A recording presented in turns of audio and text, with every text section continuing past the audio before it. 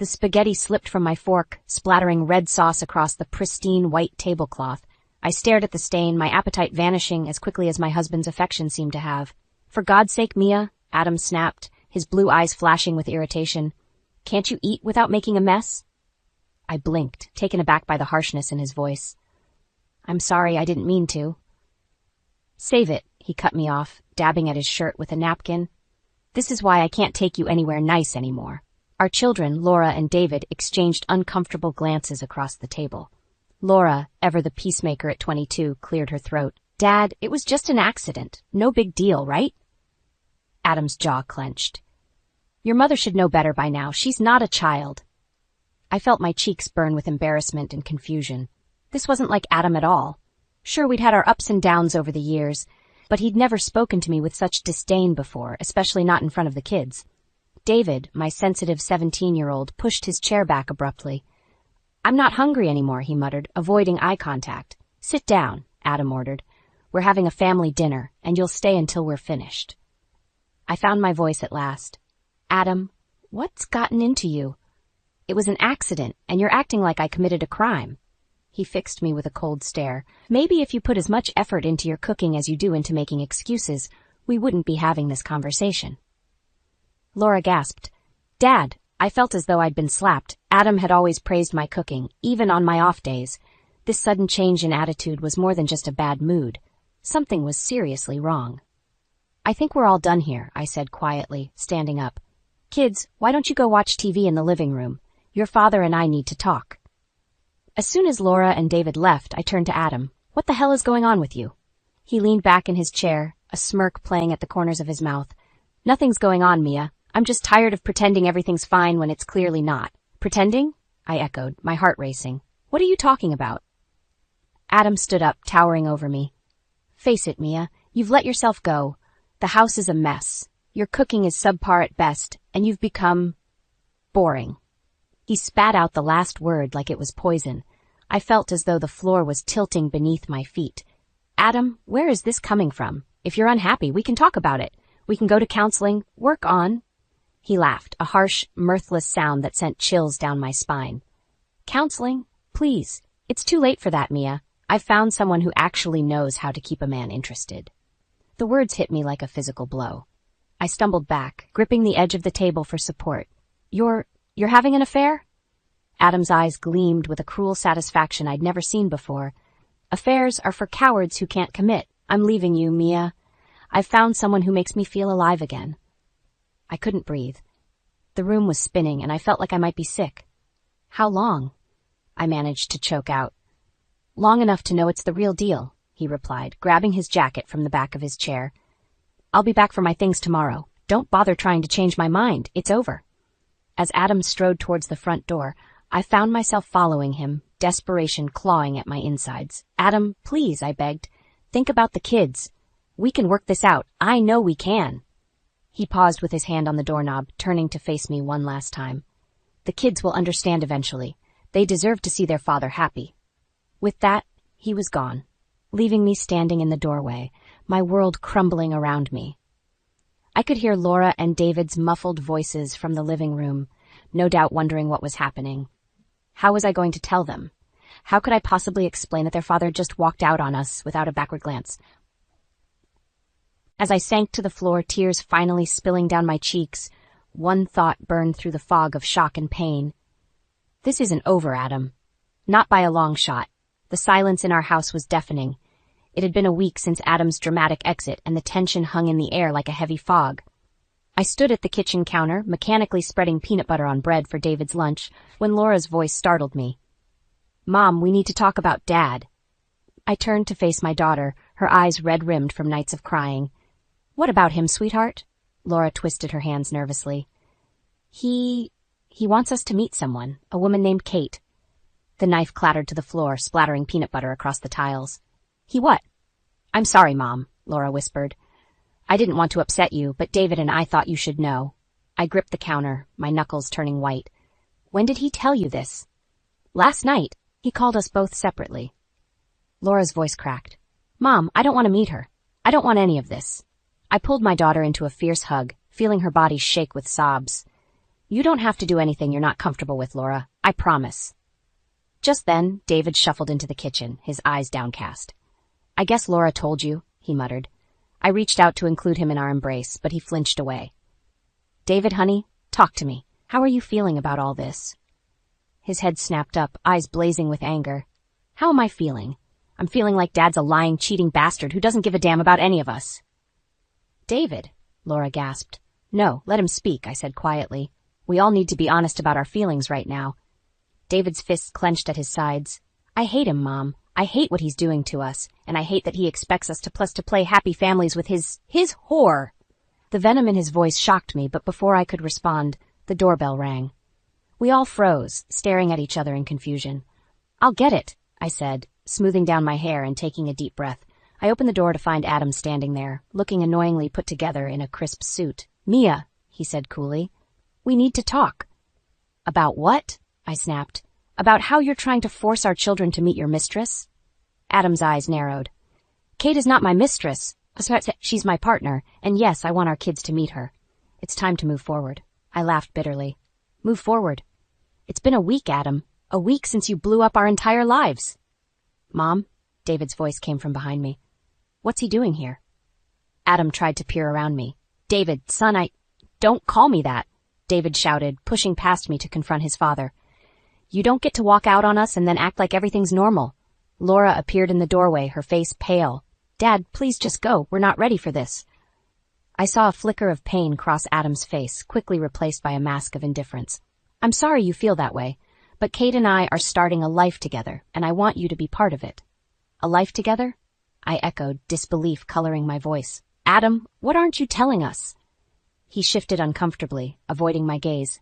Kate's pregnant. We're having a baby. The world seemed to tilt on its axis. I heard Laura's sharp intake of breath and David's muttered curse. Get out, I whispered, my voice trembling with rage. Get out of our house, Adam. Now. He opened his mouth to argue, but something in my expression must have warned him off. With a final, regretful look at our children, he turned and walked away. I slammed the door shut, leaning against it as my legs threatened to give way. Laura and David stood frozen, shock etched on their young faces. Mom? Laura's voice was small, childlike. What do we do now? I straightened up, squaring my shoulders. Now, we fight. Your father might think he can replace us with his new family, but he's about to learn how wrong he is. As I pulled my children close, a steely resolve settled over me. Adam had no idea what he'd unleashed. This war was just beginning, and I intended to win. I never thought I'd find myself skulking around the parking lot of a seedy motel, but desperate times call for desperate measures. My hands shook as I gripped my phone, ready to document whatever sordid scene awaited me. Mom, are you sure about this? Laura's voice crackled through my earpiece. Maybe we should just go home. I need to know, sweetheart, I whispered back. I need to see her face. Just then, a sleek black car pulled into the lot. My heart raced as Adam stepped out, looking furtively around before opening the passenger door. A leggy blonde emerged, her hand resting possessively on my husband's arm. I raised my phone, zooming in as they walked towards a room. The woman turned, and I got my first clear look at Kate's face. She was beautiful, yes, but there was a hardness to her features that made my skin crawl. Oh my God. Laura gasped in my ear. Mom, that's Mrs. Holloway, Ethan's mom from my high school. The revelation hit me like a punch to the gut. Not only was Adam cheating, but he was doing it with someone from our community, someone our children knew. I was so stunned that I almost missed the third person exiting the car. A lanky teenage boy, his face a mirror image of his mother's, sauntered after Adam and Kate. Ethan, I breathed, pieces falling into place. Laura, honey, I think we've stumbled onto something bigger than we realized. Before Laura could respond, a hand clamped down on my shoulder. I whirled around, coming face to face with the security guard. Ma'am, I'm going to have to ask you to leave the premises, he said gruffly. I stammered, trying to hide my phone. The guard's eyes narrowed. Were you taking pictures? That's a violation of our guests' privacy. No, Mom? David's voice rang out across the parking lot. I turned to see my son striding towards us, his face a mask of fury. What the hell is going on? The commotion drew attention from the motel room. The door opened, and Adam stepped out, his eyes widening in shock as he took in the scene. Mia? He called, his voice a mixture of anger and disbelief. What are you doing here? I straightened my spine, meeting his gaze defiantly. I could ask you the same thing, Adam. Planning a little family getaway with your mistress and her son? Kate appeared in the doorway, her arms snaking around Adam's waist. Is this your ex? She purred. Honey, I thought you said she wouldn't be a problem. Ex? I sputtered. We're still very much married, you homewrecker. David lunged forward, his fists clenched. You bastard! He shouted at Adam. How could you do this to us? The security guard stepped between us, his hand on his radio. That's enough. All of you, clear out now, or I'm calling the police. Adam held up his hands placatingly. There's no need for that. We're leaving. He turned to Kate and Ethan. Get in the car, now. As they hurried away, Adam approached me, his voice low and menacing. This isn't over, Mia. You had no right to come here and make a scene. I laughed bitterly. No right? You destroyed our family, Adam. You don't get to dictate my rights anymore. He leaned in close, his breath hot on my ear. Watch yourself. What? You have no idea what you're dealing with. With that, he strode off, leaving me trembling with a mixture of rage and fear. David put his arm around me, guiding me towards our car. Mom, what did he say to you? I shook my head, unable to speak. As we drove away, Laura's voice came through the earpiece, small and frightened. Mom, are you okay? What happened? I gripped the steering wheel, my knuckles white. I don't know, sweetheart, but I think we've just scratched the surface of whatever Adam's involved in. And I'm not stopping until I uncover the truth, no matter how ugly it might be. As we pulled onto the highway, I couldn't shake the feeling that our lives had just taken a dangerous turn. Whatever game Adam was playing, the stakes were higher than I could have imagined. And I was determined to win, for my children's sake and my own. I stared at the stack of papers on my kitchen table, each one a damning piece of evidence against Adam. Bank statements, phone records, even surveillance photos, they all painted a picture of a man living a double life.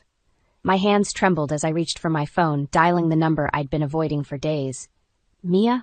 Elaine's voice was warm with concern. How are you holding up? I took a shaky breath. I need your help, Elaine. It's worse than we thought. An hour later, Elaine sat across from me, her eyes wide as she pored over the documents. Oh, Mia, she whispered. I don't even know what to say. Say you'll help me nail this bastard to the wall, I replied, surprised by the venom in my own voice. Elaine reached across the table, squeezing my hand. Of course I will. But Mia, have you considered what this might do to Laura and David? They're already struggling. As if on cue, the front door slammed, and David stormed into the kitchen. His eyes were red-rimmed, his clothes disheveled. Mom, he slurred, I need to talk to you. My heart sank as I realized my son was drunk. David, what happened? Where's Laura? He stumbled, catching himself on the counter. She's fine. She's with her boyfriend. But me? I'm not fine, Mom. I ran into Dad today. Elaine stood up, gathering the papers quickly. I should go. Call me later, Mia. As soon as she left, I turned to David. What do you mean you ran into Dad? Where? David laughed bitterly. At the jewelry store. He was buying a ring, Mom. A fucking engagement ring for that homewrecker. The room spun, and I gripped the edge of the table to steady myself. An engagement ring? But we're not even divorced yet. Yeah, well, I guess he doesn't care about that, David spat. He saw me there, you know. Tried to explain, said he was going to tell us soon, as if that makes it okay. I pulled David into a hug, feeling his body shake with sobs. I'm so sorry, sweetheart. I'm so sorry. Just then my phone buzzed with a text. It was from an unknown number, but the message made my blood run cold. Back off, Mia. You have no idea what you're dealing with. For your kid's sake, let it go. I showed the text to David, watching his face contort with rage. That's it, he growled. I'm done playing nice. We need to destroy him, Mom. David, no, I said firmly. We're not stooping to his level. We're going to do this the right way. He pulled away from me, his eyes blazing. The right way? Are you kidding me? After everything he's done? Before I could respond, the doorbell rang. We both froze, staring at each other in confusion. I approached the door cautiously, peering through the peephole. My heart nearly stopped. It was Kate. I opened the door slowly, steeling myself. What are you doing here? Kate's perfect makeup couldn't hide the fear in her eyes. Mia, please. I need your help. Adam, he's not who you think he is. He's not who I thought he was either. David appeared behind me, his voice dripping with sarcasm. Oh, this should be good. What? Did Daddy dearest break your heart too? Kate flinched. It's not like that. Please, just hear me out. Adam's involved in something dangerous. I think he might hurt someone. My mind raced, Adam's threatening words at the motel echoing in my ears. I looked at David, saw the conflict on his face, then back at Kate. In that moment, I knew I had a choice to make. I could turn Kate away, continue my plan for revenge, and potentially put my family at risk. Or I could listen, possibly uncover the truth, and maybe, just maybe, find a way to protect everyone I loved. Taking a deep breath, I stepped aside. "Come in, Kate. Tell us everything." As she crossed the threshold, I couldn't shake the feeling that our lives were about to change irrevocably. Whatever Adam was involved in, whatever secrets Kate was about to reveal, I knew one thing for certain: there was no turning back now. The living room felt suffocating as Kate's words hung in the air. My mind reeled, trying to process the bombshell she'd just dropped. "Money laundering?" I repeated, my voice barely above a whisper. "Adam's involved in money laundering?" Kate nodded, her eyes darting nervously between David and me. "It's worse than that, Mia. He's in deep with some dangerous people. I didn't know at first, I swear, but when I found out—" She trailed off, her hands shaking. David paced the room, his earlier drunkenness seemingly evaporated. "This is insane. Dad's a lot of things, but a criminal? I don't buy it." I wanted to agree with him, to dismiss Kate's claims as lies from a desperate woman. But deep down, a part of me knew it made sense. The unexplained late nights, the secretive phone calls, the sudden influx of cash. "Why are you telling us this now?" I asked Kate, my voice steadier than I felt. She took a deep breath. "Because I'm scared, Mia. For myself, for Ethan, and for your family too. Adam's not the man I thought he was. He's become cold, calculating. When I confronted him about the illegal activities, he threatened me. Said if I breathed a word to anyone, he'd make sure Ethan and I disappeared." The room fell silent, the gravity of the situation settling over us like a heavy blanket. I looked at David, saw the conflict and fear in his eyes, and knew I had to be strong for both my children. "We need to call Laura," I said, reaching for my phone. "She needs to hear this too." As if on cue, the front door burst open, and Laura stumbled in, her face streaked with tears. "Mom," she cried. "Dad's here. He's outside, and he's furious." My heart raced as I rushed to the window. Sure enough, Adam's car was parked haphazardly in the driveway, and he was storming towards the house. "Kate, take David and Laura upstairs," I ordered, surprising myself with the authority in my voice. "Lock yourselves in the bedroom, and don't come out until I say it's safe." "Mom, no way," David protested. "I'm not leaving you alone with him." I cupped his face in my hands. "David, listen to me. Your father may be a lot of things, but he won't hurt me. I need you to protect your sister and Kate. Can you do that for me?" He nodded reluctantly, ushering the others upstairs just as Adam pounded on the door. I took a deep breath, steeling myself before opening it. Adam burst in, his face contorted with rage. "Where is she?" he snarled. "Where's Kate?" "She's not here, Adam," I lied smoothly. "What's going on? Why are you so worked up?" He grabbed my arm, his grip painfully tight. "Don't play dumb with me, Mia. I know she came here. What did she tell you?" I wrenched my arm free, anger overriding my fear. "She told us everything, Adam. The money laundering, the threats. How could you do this to our family?" Adam's face paled, then flushed with fury. "You have no idea what you're dealing with, Mia. This is bigger than you, bigger than all of us. If you know what's good for you and the kids, you'll forget everything Kate said and stay out of it." "Or what?" I challenged, my voice rising. "You'll make us disappear too?" For a moment, I saw a flicker of the man I once loved in Adam's eyes. Regret, fear, maybe even a hint of shame. But it vanished quickly, replaced by cold determination. "This is your last warning, Mia," he said, his voice low and menacing. "Stay out of my business, or I can't guarantee your safety. Any of you." As he turned to leave, I called out, "It's too late, Adam. I've already contacted a lawyer. I'm filing for divorce." He froze, his hand on the doorknob. Without turning around, he said, "You have no idea what you've just done." The door slammed behind him and I sank to the floor, my legs no longer able to support me. Upstairs, I could hear muffled sobs and whispered conversations. In that moment, I knew our lives would never be the same. Adam had made his choice, and now I had to make mine. As I climbed the stairs to comfort my children and face an uncertain future, one thought burned in my mind. I would protect my family, no matter the cost. 6 months. It felt like a lifetime since Adam had walked out, leaving our family in shambles. I'd spent every waking moment rebuilding our lives, piece by painstaking piece. The divorce proceedings were underway, and I'd managed to secure a restraining order against Adam after his threats. Life was far from perfect, but we were surviving. Until today. The pounding on the front door jolted me awake. I stumbled downstairs, my heart racing as I peered through the peephole. Adam stood there, his face a mask of fury, with Kate and a sullen-looking Ethan behind him. "Open the damn door, Mia," Adam shouted. "We need to talk." I steeled myself, opening the door just enough to speak through the gap. "You're violating the restraining order, Adam. Leave now or I'm calling the police." He laughed, a harsh, bitter sound. "Police? You think I'm afraid of the police? Open the door or I'll break it down." "Mom?" Laura's voice came from behind me, trembling with fear. "What's going on?" I turned to see both my children at the foot of the stairs, their faces pale with shock. Before I could respond, Adam shoved the door open, sending me stumbling backward. "This is our house now," he snarled, gesturing to Kate and Ethan. "Pack your bags. You're leaving." David stepped forward, his fists clenched. "Like hell we are. This is our home, Dad. You can't just—" Adam's hand shot out, grabbing David by the collar. "I can do whatever I want, boy. I made this family, and I can break it just as easily." "Let him go!" I screamed, clawing at Adam's arm. He shoved me away, and I crashed into the side table, sending a vase shattering to the floor. Laura rushed to help me up, while Kate stood in the doorway, her face a mixture of triumph and unease. Ethan hung back, looking like he wanted to be anywhere but here. As I struggled to my feet, a wave of dizziness washed over me. The room spun, and I clutched at Laura for support. "Mom?" she cried, her voice sounding far away.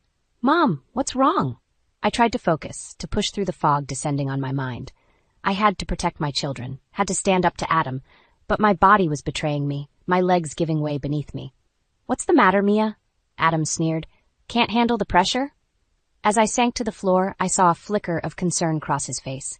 Good, he didn't know. None of them knew. "You want to know what's wrong, Adam?" I managed to gasp out. "I'm dying. Stage 4 pancreatic cancer. The doctors gave me 6 months to live. 3 months ago." The room fell silent, save for Laura's choked sob. Adam's face drained of color, his grip on David loosening. "You're lying," Kate whispered, but there was doubt in her voice. I laughed weakly. "Why would I lie about this? You want the house so badly, Adam? Fine. Take it, but know that every moment you spend here will be haunted by the memory of the family you destroyed, the wife you left to die alone." Adam staggered back as if I'd struck him. "Mia, I didn't know. Why didn't you tell me? Would it have mattered?" I spat. "You made your choice, Adam. You chose your new family over us. Well, congratulations. You got what you wanted." David knelt beside me, tears streaming down his face. "Mom, why didn't you tell us?" I reached up to cup his cheek. "I wanted to protect you, to give you time to heal without worrying about me. I'm so sorry, sweetheart." As my vision began to blur, I saw Adam move towards me, his face a mask of anguish and regret. But it was too late. The damage was done, and there was no going back. My last conscious thought before darkness claimed me was a silent prayer. Let my children find the strength to forgive, even if I couldn't. Let them build a life free from the bitterness that had consumed their father and me. And as the world faded away, I felt a strange sense of peace. Whatever happened next, I knew my fight was finally over. The harsh fluorescent lights of the hospital room buzzed overhead as I slowly regained consciousness. The steady beep of monitors filled the air, a grim reminder of my fragile state. As my eyes adjusted, I saw Laura and David huddled together on a small couch, their faces etched with worry and exhaustion. "Mom?" Laura's voice cracked as she noticed my stirring. "You're awake." David rushed to my bedside, grasping my hand. "We were so scared, Mom," the doctor said. I squeezed his hand weakly. "I know, sweetheart. I'm sorry I didn't tell you sooner." Before they could respond, the door burst open. Adam strode in, his face a storm of emotions. Anger, fear, and something that looked suspiciously like guilt. "What the hell were you thinking, Mia?" he demanded. "Keeping your condition a secret? Do you have any idea what you've put the kids through?" I laughed bitterly, wincing at the pain it caused. "Oh, that's rich coming from you, Adam. Suddenly you care about what the kids are going through?" Laura stepped between us. "Stop it, both of you. This isn't helping anyone." Just then, a commotion erupted in the hallway. Kate's voice rang out, shrill and panicked. "You can't do this. We haven't done anything wrong." 2 police officers entered the room, their faces grim. "Adam Thompson," one of them asked, "we need you to come with us." Adam's face drained of color. "What's going on?" The officer produced a warrant. "We have evidence linking you to a major money laundering operation. You're under arrest." The room exploded into chaos. David lunged at Adam, shouting accusations. Laura tried to hold him back, tears streaming down her face. And through it all, I lay there, feeling as though I was watching a movie of someone else's life falling apart. As the officers handcuffed Adam, Kate burst into the room, Ethan trailing behind her. "This is all your fault," she screamed at me. "You couldn't just let us be happy, could you?" I found strength I didn't know I had, pushing myself up in the bed. "Happy? You call destroying a family happy? You're both delusional." Adam turned to me, his eyes pleading. "Mia, please, you have to tell them this is a mistake. I did it for us, for our family."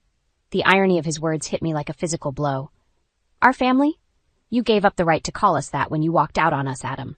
As the officers led Adam away, Kate collapsed into a chair, sobbing. Ethan stood awkwardly by the door, just looking lost and confused. In that moment, watching the destruction of not one but two families, I felt a strange sense of calm wash over me. I turned to Laura and David, who stood shell-shocked by my bedside. "Listen to me," I said, my voice stronger than I felt. "What your father did was wrong, but don't let his mistakes define you. You are both so much stronger than this." David's face crumpled. "But Mom, what about you? We can't lose you too." I reached out to pulling both my children close. "I'm still here, and I'm going to fight this with everything I have, but I need you to promise me something." "Anything," Laura whispered. "Promise me you'll live your lives fully without bitterness or regret. Don't let what happened here poison your hearts."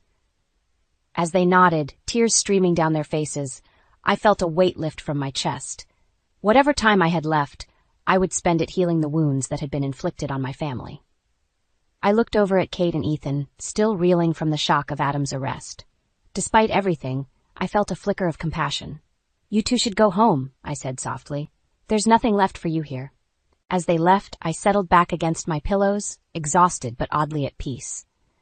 The road ahead would be difficult, filled with legal battles, medical treatments, and emotional healing, but for the first time in months I felt a glimmer of hope.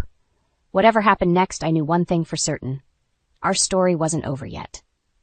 And I intended to make every moment count. The courtroom fell silent as I took my seat at the witness stand. My eyes swept across the room, taking in the faces that had become so familiar over the past year. Laura and David, their eyes filled with a mixture of hope and apprehension. Elaine, my rock through this entire ordeal. And finally, Adam, looking pale and defeated in his prison jumpsuit. As I raised my right hand to be sworn in, I caught a glimpse of Kate and Ethan slipping into the back row. Their presence was a stark reminder of how far we'd all come, and how much had changed. "Mrs. Thompson," the prosecutor began, "can you please tell the court about the events leading up to your husband's arrest?" I took a deep breath, steeling myself for what was to come. "It all started with a family dinner," I said, my voice steady despite the emotions roiling inside me. That was the night I realized the man I had loved for over 2 decades was no longer the person I thought he was. As I recounted the painful details of Adam's betrayal, his coldness towards our children, and the shocking revelation of his criminal activities, I felt a weight lifting from my shoulders. For so long I had carried the burden of his secrets, but now finally the truth was coming to light. When I described the confrontation at our home, the day Adam and Kate had tried to force us out, I saw Adam flinch. Our eyes met across the courtroom, and for a moment I saw a flicker of the man I had once loved, remorseful, ashamed, and utterly broken. "And how has this affected your family, Mrs. Thompson?" the prosecutor asked. I glanced at Laura and David, my heart swelling with pride. "It's been incredibly difficult," I admitted, "but it's also shown us how strong we are, both individually and as a family.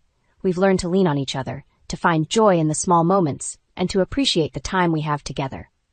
As I stepped down from the witness stand, I felt a sense of closure washing over me. The divorce papers had been filed months ago, but this, testifying against Adam, laying bare the truth of our shattered marriage, felt like the true end of that chapter of my life. The jury's deliberation was mercifully short. As the foreman read out the guilty verdict on all counts, I heard Kate's muffled sob from the back of the courtroom. Despite everything, I felt a pang of sympathy for her and Ethan. They too were victims of Adam's deception.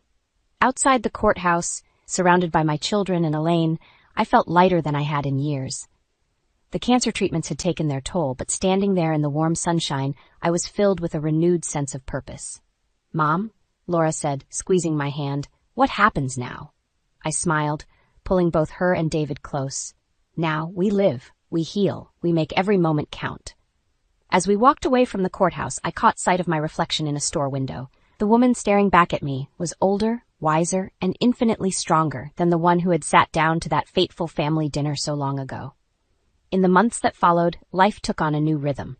There were good days and bad, moments of joy interspersed with the harsh realities of my illness. But through it all, I found a peace I had never known before.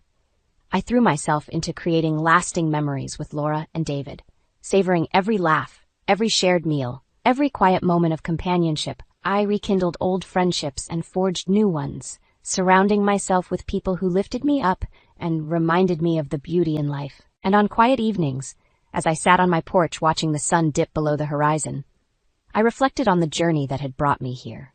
The pain, the betrayal, the fear, it had all led me to this moment of profound gratitude and contentment. I thought of Adam, serving his sentence, and hoped he would find a way to make amends with our children someday. I thought of Kate and Ethan, hoping they had found a path forward as well. But mostly I thought of the future, uncertain as it was, and felt a sense of excitement I hadn't experienced in years. Whatever time I had left, I was determined to live it fully, with an open heart and a spirit unbowed by the trials I had faced. As the first stars appeared in the twilight sky, I smiled to myself. This wasn't the happily ever after I had once dreamed of, but it was something far more precious. A life lived authentically, with courage and love, in spite of everything. And in the end, that was all that truly mattered.